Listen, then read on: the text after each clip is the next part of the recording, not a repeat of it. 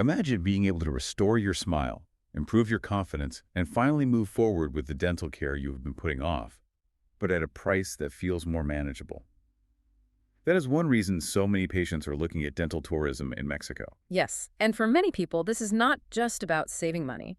It is about finding experienced dentists, modern clinics, clear treatment packages, and destinations that are easy to reach from the United States and Canada. Mexico has become one of the most popular places for dental tourism, especially for treatments like dental implants, crowns, veneers, smile makeovers, all-on-4, and all-on-6 dental implants. And today, we are going to help patients understand this option in a positive and practical way. No fear, no pressure, just clear information about cost, clinic quality, recovery, travel planning, and the questions patients should ask before booking. Because the best dental tourism journey does not start in the dental chair.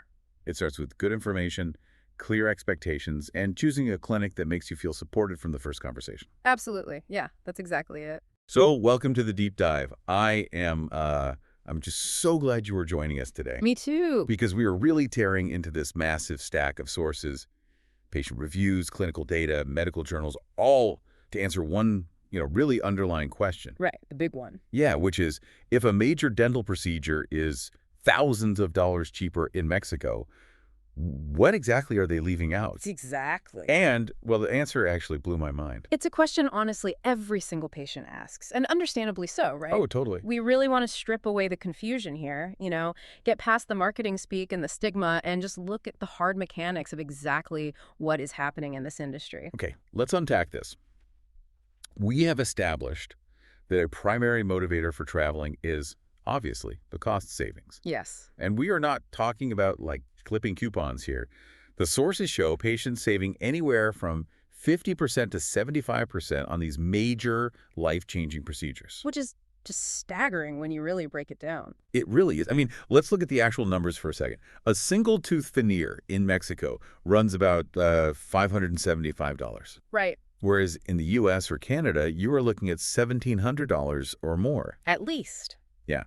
And a single dental implant is roughly $1,250 down there, compared to, $3,000 to $3,500 up north. Easily. And then you get to the really complex stuff. Oh, right. Things like an all-on-4 full arch restoration. Down in Mexico, that runs about $8,000 to $12,000. Wait, I should probably jump in and define that for you if you might not know what an all-on-4 is. Oh, yeah, good idea. It's essentially an engineering marvel. Instead of replacing teeth one by one, a specialist anchors a completely new, permanent arch of teeth onto just 4 strategically angled titanium posts. Right. It is basically like a bridge suspended on 4 massive pillars. That's a great way to describe it. And in the U.S., that procedure can easily push past $30,000 or even $40,000 per arch. Wow. So doing it for around $10,000 is a staggering difference. That is literally life-changing money. But naturally, the skeptic in all of us hears a $20,000 price drop and immediately thinks, well, there is no way the quality is the same. Exactly. We assume they have to be cutting corners somewhere. Right. Because we are culturally conditioned to believe that, price directly correlates with quality, particularly in healthcare. Yeah, you get what you pay for. Right. Exactly. But the reality of why these costs are lower has absolutely nothing to do with clinical corner cutting. The savings are entirely driven by macroeconomic factors. Okay, so like what? Well, think about running a specialized medical practice in a major northern city. The overhead is astronomical. Commercial real estate in places like Chicago or Toronto is vastly more expensive. Oh, sure. Rent is huge. Right. And then you have the administrative staffing expenses. A standard U.S. clinic often employs multiple people whose sole job is just to navigate complex, fragmented billing systems. Wow, I didn't even think about the administrative bloat. It is massive. And then there is the cost of malpractice insurance, which is honestly a devastating burden on American providers. Okay, so in Mexico, those operational overhead costs are just a fraction of what they are in the U.S. or Canada. Precisely. And there was another factor in the research that completely surprised me, the education subsidies. Oh, yeah, that is a critical piece of the puzzle here. Because in the United States, doctors and dental specialists often graduate from rigorous programs with, hundreds of thousands of dollars in student loan debt. Right. So to simply survive, pay their staff, pay their rent, and chip away at those massive loans, they are practically forced to inflate procedural prices. But in Mexico, higher medical education is heavily subsidized by the government, right? Yes. The specialists down there graduate from incredibly demanding programs, often completing advanced fellowships in the US or Europe, by the way, but they do it without that crushing debt burden. So it's not like they're using discount tools or skipping crucial surgical steps to save a buck. Not at all. To me, it's like buying artisan furniture directly from the workshop instead of a luxury downtown showroom. You're paying purely for the craftsman's skill, not the expensive storefront rent. What's fascinating here is how that economic dynamic creates a unique advantage for the patient. How so? Well, because the top-tier clinic operators in Mexico are saving so much on rent, insurance, and administrative red tape, they actually have excess capital. Oh, interesting. And instead of pocketing all of it, elite clinics reinvest it directly back into their facilities. Okay, knowing they have that extra capital is a great segue because we really need to look at exactly what they're doing with it. Like, what kind of materials are they physically putting into patients' mouths? They are using the exact same FDA-approved, internationally recognized brands you would find in Beverly Hills or Manhattan. Really? Yes, we are talking about titanium posts manufactured by global heavyweights like Nobel Biocare, Straumann, and Hyacin. So no generic stuff. Right, these are not knockoff brands. They are the gold standard of dental implants worldwide. Okay, but what about the visible part? The actual teeth. For the aesthetics, they rely on premium materials like authentic Emax, porcelain, and monolithic zirconia. Wait, what does monolithic mean in this context? Monolithic zirconia is particularly impressive. The term means the entire tooth is carved from a single, solid block of material. Oh, wow. Yeah,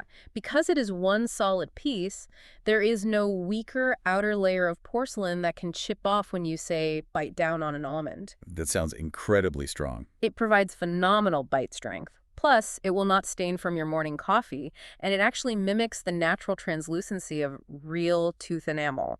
So it doesn't look like flat, fake plastic. Wait, I have to jump in here and play devil's advocate for you listening right now. Go for it. Let's say I go to Mexico and get one of these high-end implants. What happens when I go to my local dentist back home for routine cleaning next year?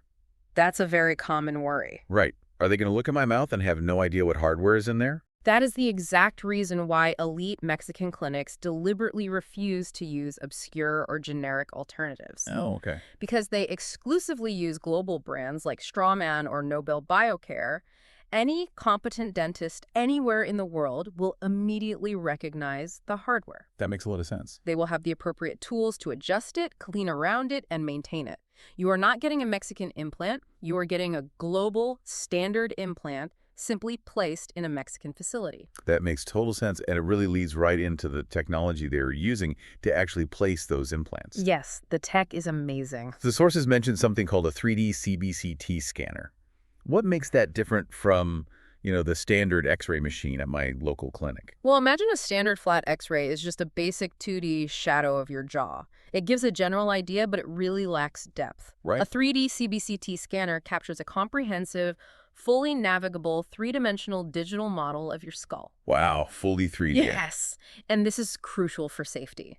For instance, there is a major nerve running through your lower jaw. If a dentist accidentally grazes that nerve with a drill, you could lose feeling in your chin indefinitely. Oh, yikes. But a CBCT scan allows the specialist to precisely map out that nerve pathway and measure exact bone density down to the millimeter before they ever pick up a surgical tool. That is wild. Wait, does that also mean they replace that awful putty they shove in your mouth to take impressions? Thankfully, yes. Oh, thank goodness, because avoiding that choking hazard alone might be worth the entire trip. Absolutely. Top clinics have abandoned the putty for digital intraoral scanners. What's that? It is a small digital wand that sweeps through your mouth, capturing thousands of images a second to create a highly accurate 3D model of your gums and teeth on a screen in real time. And from what I read, that digital model is then sent to something called a CAD/CAM machine. Exactly. CAD/CAM technology is essentially a 3D printer in reverse. A 3D printer in reverse. Yeah, instead of dripping plastic layer by layer,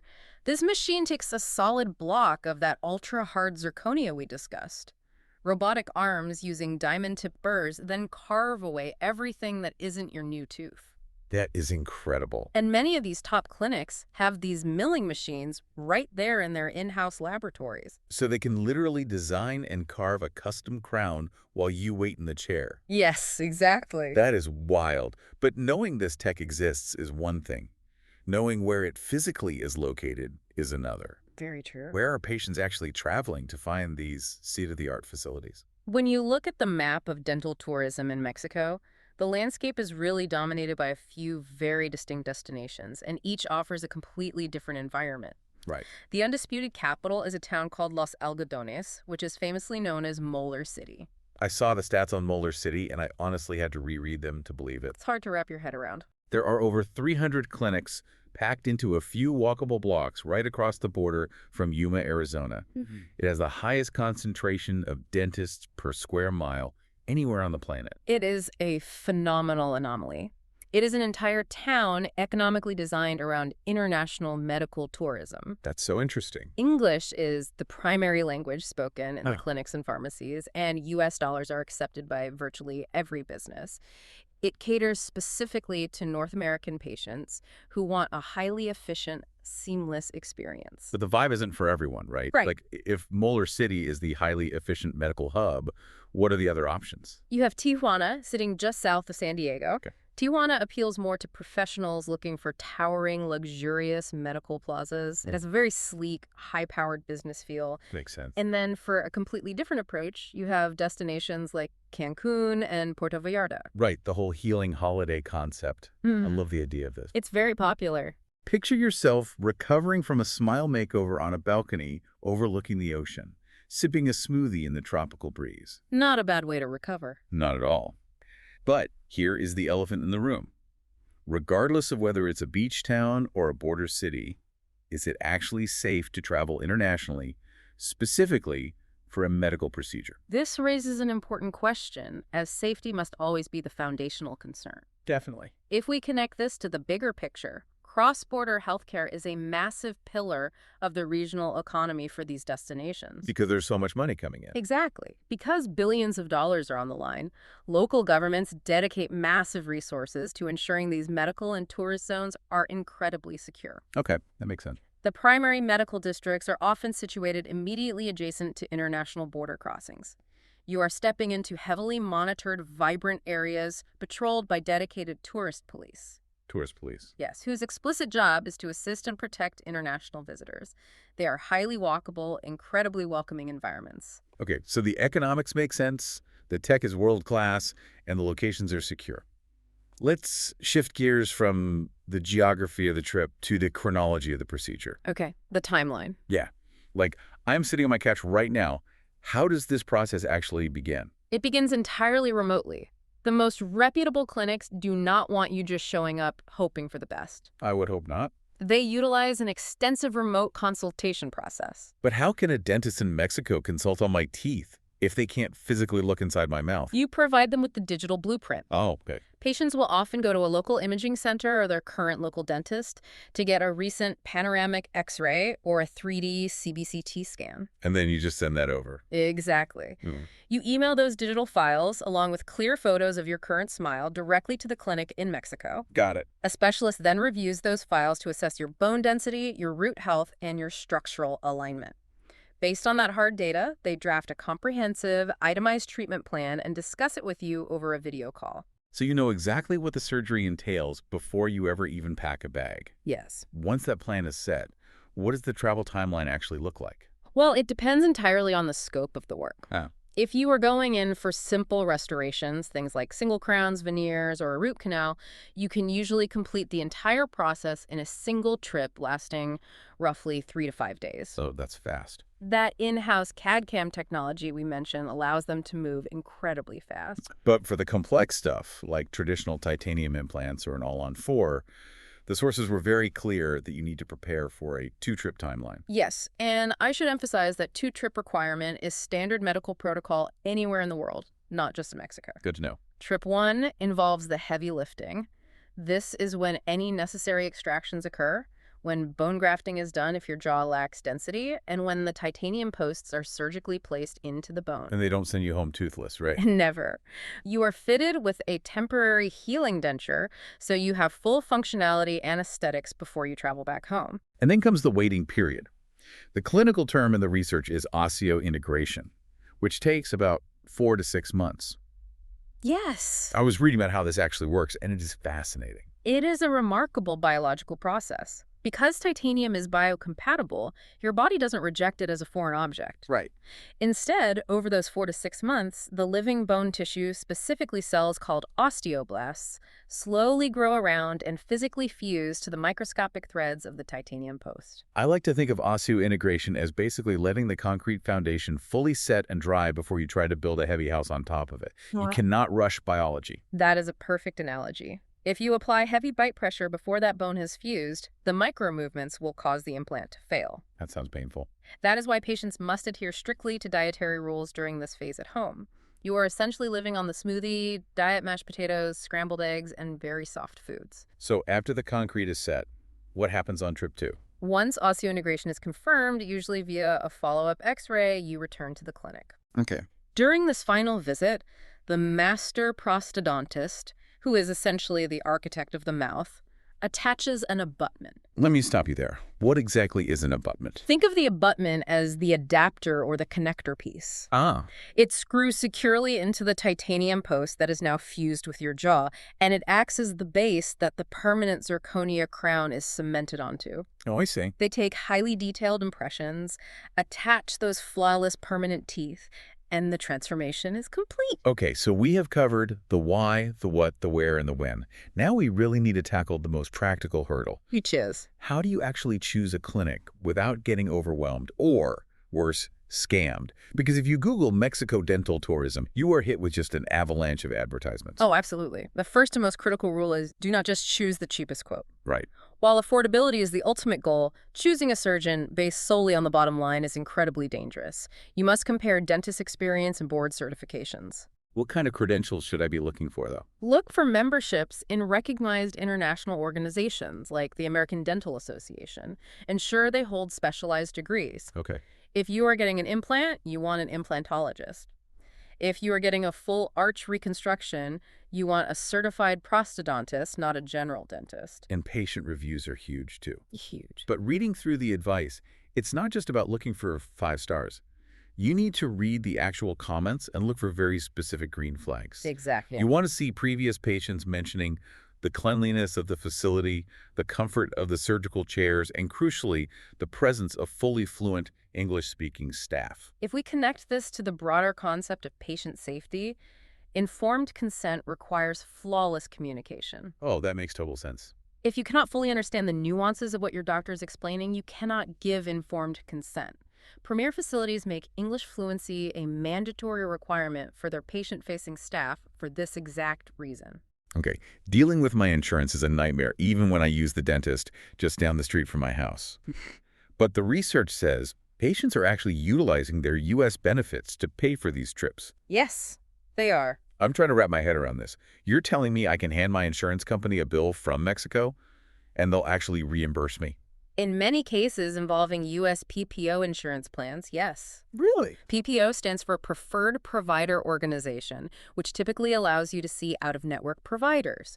Now, Mexican clinics cannot bill your American insurance directly. Right, that would be too easy. But a premium clinic will provide you with a meticulously prepared, itemized invoice utilizing universal diagnostic codes. Ah, universal codes. Exactly. You pay for the procedure out of pocket in Mexico, and then you submit that standardized paperwork to your PPO provider for reimbursement based on your plan's specific out-of-network allowances. That is incredible. And there is also the HSA angle, right? Yes. A health savings account, or HSA, allows Americans to save money tax-free specifically for medical expenses. Because the IRS recognizes international dental care performed by licensed practitioners as a legitimate medical expense, you can legally utilize those tax-free funds to pay for your procedures abroad. Okay, so here's where it gets really interesting. Out of all these logistical checks, out of all the questions you can ask, what is the single biggest red flag a listener should watch out for when reviewing a quote? Without a doubt, the greatest red flag is the lack of an itemized, written treatment plan provided to you before you travel. Really? Yes. If a clinic gives you a vague estimate, or if they say, don't worry, we'll figure out the final price when you get down here, you should walk away immediately. Wow, good to know. Transparency is the absolute hallmark of a premium clinic. You must know exactly what procedures are planned down to the cost of the post, the abutment, and the crown before you ever leave your house. So what does this all mean for you? It means that restoring your health and finally getting that smile you deserve does not have to result in financial ruin. Absolutely not. But it also means that the very first step of this journey isn't booking a procedure. It is education. Right. It is taking your time, comparing your options, and demanding transparency without feeling pressured. Education is indeed your greatest asset. The more clearly you understand the materials, the timelines, and the credentials of the specialists, the more confident you will feel in taking that step. And that is exactly where a platform like PlacidWay becomes incredibly valuable. Chloe. We highly encourage you to use PlacidWay to safely compare top-rated, fully vetted clinics. They do the heavy lifting of ensuring these facilities meet rigorous international safety standards. It saves so much time and worry. It really does. You can read authentic reviews, verify doctor credentials, and request a free, completely secure quote to start your journey with total transparency. It just removes all the guesswork and the anxiety from the process. It acts as a secure bridge between patients seeking relief and the world-class dental care they deserve. As we wrap up this deep dive, I want to leave you with a thought that really struck me while we were reviewing these sources. Yeah. We are witnessing a massive shift in how we think about our health. The very definition of local health care is changing. It really is. When you have U.S. PPO insurances reimbursing patients for claims from a clinic in Mexico, and the IRS regulating tax-free HSA funds that are actively being used to pay for specialized care in places like Molar City, the borders of healthcare are officially blurring. It is a profound paradigm shift. Yeah. We are moving rapidly toward a future where crossing an international border for a doctor might be as normal and routine as crossing state lines. Geographic proximity is no longer the sole determining factor in accessing premium medical care. Exactly. So to circle back to where we started, Hmm. imagine being able to restore your smile, improve your confidence, and finally move forward with the dental care you have been putting off at a price that feels manageable. It's possible. That reality is out there, waiting for you to ask the right questions. Thank you for joining us on this deep dive. Keep asking those questions, keep doing your research, and we will catch you on the next one.